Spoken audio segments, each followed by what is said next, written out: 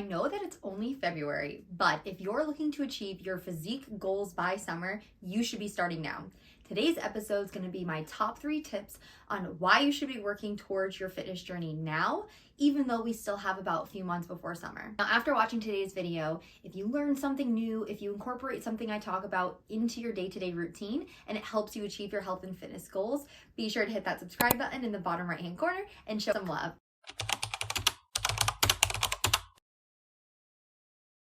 My goal is to motivate you, educate you, and give you a better understanding on why it's better to start now, even if it's a small change, than waiting till last minute, crash dieting, over exercising, and running yourself into the ground before summer. Instead, start now and start small. So that is going to be tip number 1. We want to start with small steps. Now, what are small changes? I want you to look at your day-to-day routine and think of 1 to 2 things you can literally change today or tomorrow that are going to bring you closer to your health and fitness goals. Now, some examples of making small changes might be going for a walk, waking up 10 minutes early and going for a 5-minute walk in the morning. Or it might be skipping a meal out and bringing lunch with you to work. These are all things that you can do literally today to bring you closer to your health and fitness goals. They don't need to be big life-altering changes, which everyone always goes for, but instead small changes that are going to be very easy for you to incorporate in your day-to-day routine. Now, the reason these small changes are so effective is because they pile on one another. So for example, if you start with just taking your lunch to work every day, that is 5 meals a week that you're eating from home, therefore reducing your calorie intake, which will put you in a calorie deficit and then bring you closer to your health and fitness goals if fat loss or weight loss are on your top priority. All steps in the right direction are so effective because they're very easy to make and they actually start to bring you into what should be your day-to-day if health and fitness are your primary goals. So let me give you an example.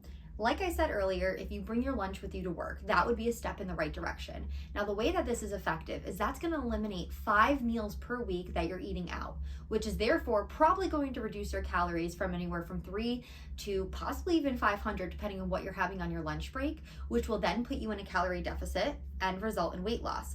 If you are eating out every single day, Monday through Friday, your meals might look like 700 to 800 calories if you're getting lunch with friends at a restaurant in between the workday. Now, if you're bringing a meal with you from home that you cooked yourself, you're probably going to drop those down to about 300 to 500 calories. So we stick with the lower end of that option and you save 300 calories each and every day of your work week.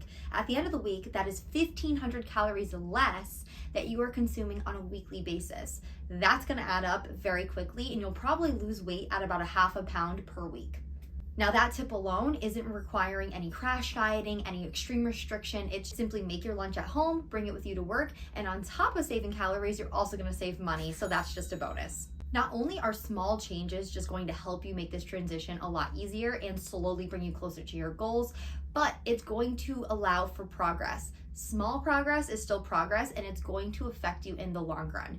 Think of it this way. If you wait till May to start your fitness journey for summer, that's giving you maybe 4 to 8 weeks tops to really crash diet, go extreme, not make lifelong changes into your health and fitness goals. Where if you start right now and you make small changes, you might lose in weight. Even if it's at a slow rate, it's still progressing you towards your goals. It's better to be working towards your goals at a slow rate than not working towards them at all. Now, tip number 2 is going to build off of tip number 1, building up momentum. Now, what I mean by this is if you start to make those small changes, you are going to see results, even if it's at a slow rate.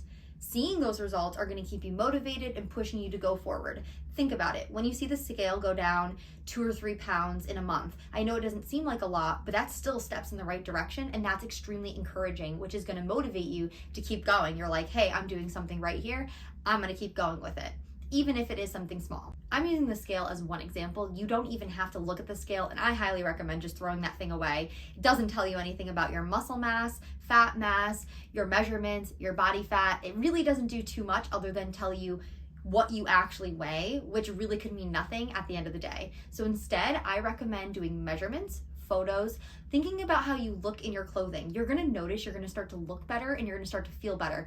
Things are gonna fit better. You're gonna find your sleep is better, your energy levels are better. Don't just use the scale to track your progress and track your wins. Make sure you're looking at the whole picture, because that's gonna be the best indicator to determine if you're going in the right direction. The concept of using momentum to get you to your long-term goal is also gonna help you break up a very overwhelming large goal. Say if you have 25 to 30 pounds you wanna lose before summer. That, at a grand scheme of things, is very overwhelming, and so using the small changes to build up that momentum is gonna allow you to break that down into smaller steps. What that's gonna do is build off of each other. Start with 5 pounds, lose that. Go 5 more pounds, lose that. Next thing you know, you'll be at 15, 20, and they will compound on each other. My third and final tip is all about failing. So say if you fall off the wagon, you made these small changes, but then you find yourself, you stop doing them.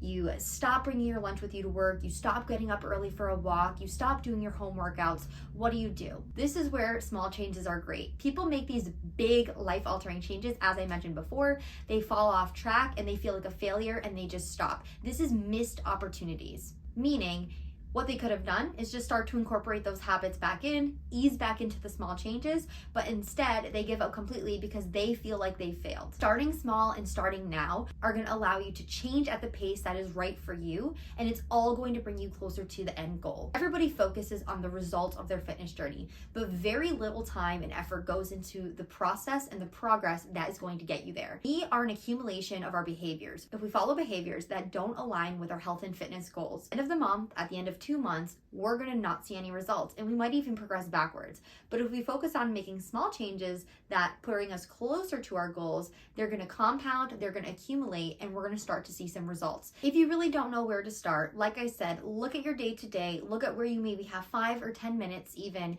because something that small can bring you closer to your goals. Fit in a healthier meal, get in a small workout, go to bed on time, practice meditation, do something that is going to bring you closer. And you're going to find the more you incorporate these small changes, the easier the changes become. That's all I have for you guys. I hope you found today's video educational, motivational, and helpful. If you want to stay up to date on all things training, nutrition, fitness tips and tricks, be sure to hit that subscribe button in the bottom right-hand corner. And thanks again for tuning in.